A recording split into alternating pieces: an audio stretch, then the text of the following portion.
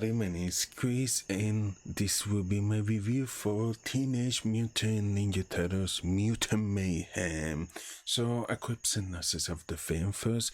Now after years of being shut from the human world, the Turtle Brothers set out to win the hearts of New Yorkers and be accepted as normal teenagers. Their new friend, April O'Neil, helps them to take on a mysterious crime syndicate, but they soon get in over their heads when an army of mutants is unleashed upon them. So that's a quick synopsis of the film. There will be no spoilers in this video. Now, this new animated film, the animation style here is very eye-catching. It does remind me of the Sony Spider-Verse movies, Into the Spider-Verse and Across the Spider-Verse. It's similar in that sense. They are using like 3D animation combined with a bit like 2D hand draw, but I won't say it's exactly the same because those movies, Into the Spider-Verse movies, has a very bunch of different styles of animation, and I think this one is more consistent with the specific style of animation they choose to use here, and I think it works really great for this film.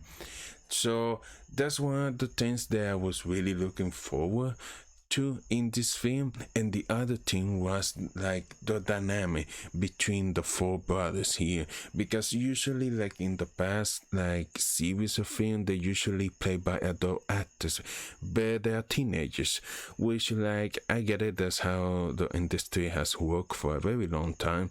But what's cool about casting these young voices or talents or young actors is that they retain that youthful energy, that quick and back and forth, and it just make it feel like a lot of more genuine and true, like to the teenagers, like in the title. And what's cool about this film is that things get dizzy for the turtles, but it doesn't get so heavy that you all of the certain like crime.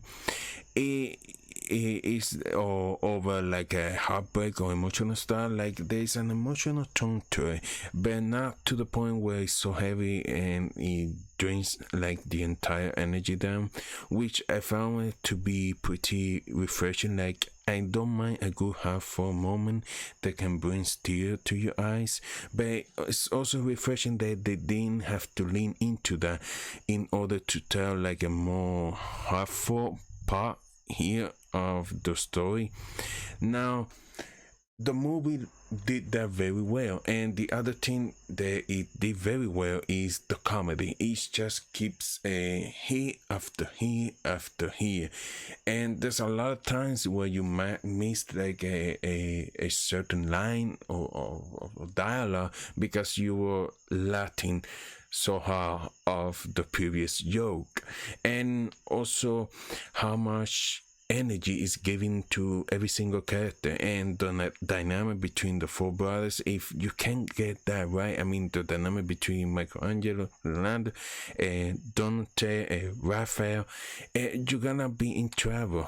And because it's really the brothers that sell this movie, their dynamic, and it look like it's just a very fun younger take on the Ninja Turtles.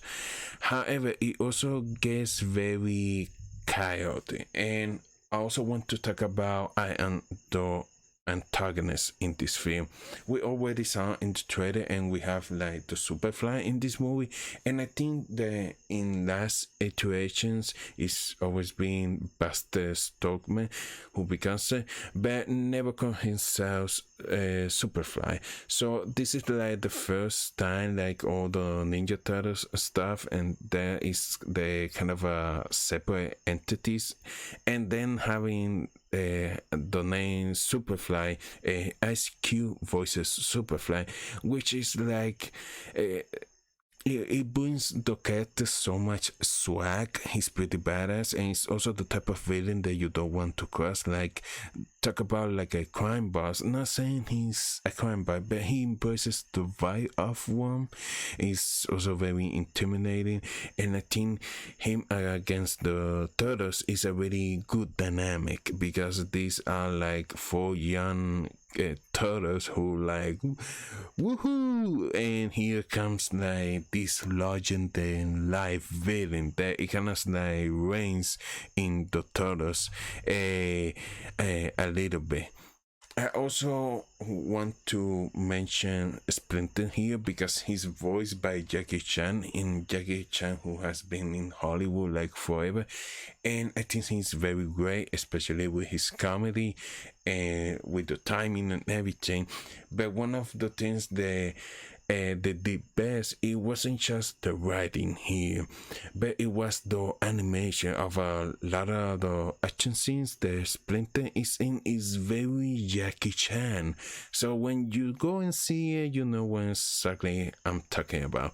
And I really appreciate the animators putting that touch in the film for Splinter.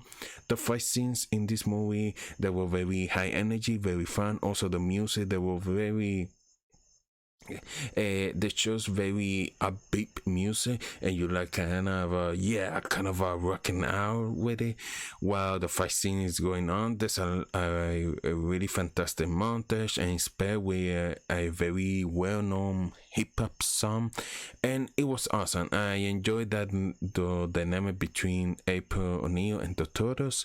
I think she helps bring the close gap between like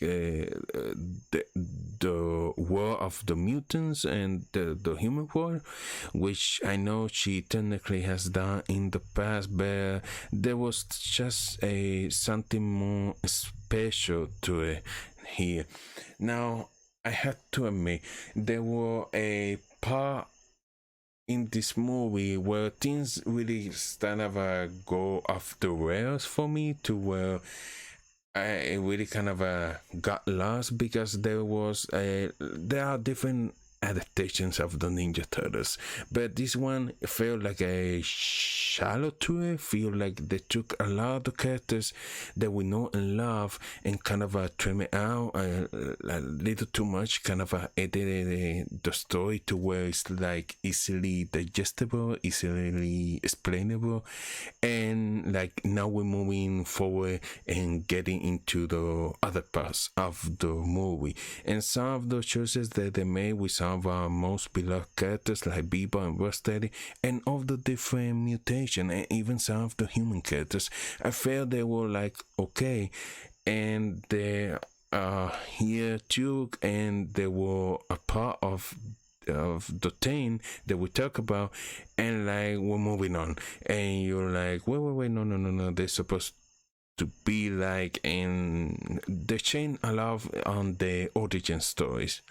And I would say for younger audience, they lean into kind of the TikTok current social media trends of a thing, which is not really a bad thing, because I get it makes it more super energetic, like very super fast paced.